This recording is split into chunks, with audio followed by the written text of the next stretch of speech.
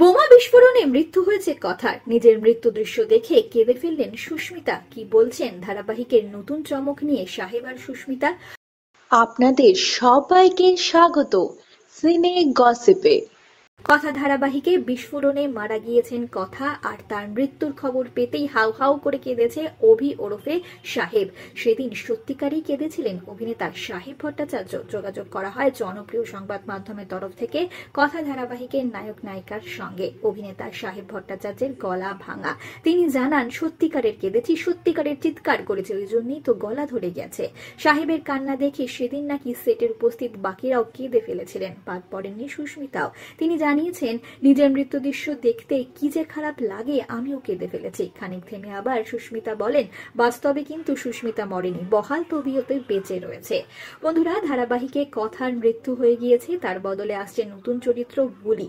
যাযাবর জীবনযাপন করে সে, পথে পথে খেলা দেখায়, পরে ঘাগরা, মাথার একপাশে উঁচু করে চুল বাঁধে, হাত ভর্তি কাঁচের চুড়ি। শ্রীদেবী কিংবা মাধুরী দীক্ষিতকে আমরা এরকম চরিত্রে অভিনয় করতে দেখেছি বড় পর্দায়। এবার সুস্মিতাকে দেখা যাবে এইরকম সাজেই। অভিনেত্রী নিজের নতুন চরিত্র নিয়ে জানিয়েছেন, একই ধারাবাহিকে আরো একটি চরিত্রে অভিনয়ের সুযোগ কার থাকে, আমি সেটা পেয়েছি।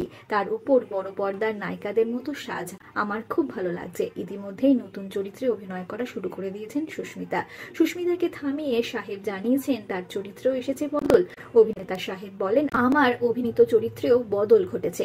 অভি নিজেকে একদমই গুটিয়ে নেবে, নেশায় আচ্ছন্ন হয়ে পড়বে। নায়ক নায়িকার প্রেম বেশ জমে উঠেছিল কথা ধারাবাহিকে। দুজনের কেমিস্ট্রি বেশ পছন্দ করছিলেন দর্শকেরা। অভি কথার প্রেম কাহিনী তো শেষ, তাহলে কি নতুন অ্যাঙ্গেল পাওয়া যাবে এই ধারাবাহিকে অভি আর বুলির চরিত্রে? তা তো জানা যাবে আগামী দিনে।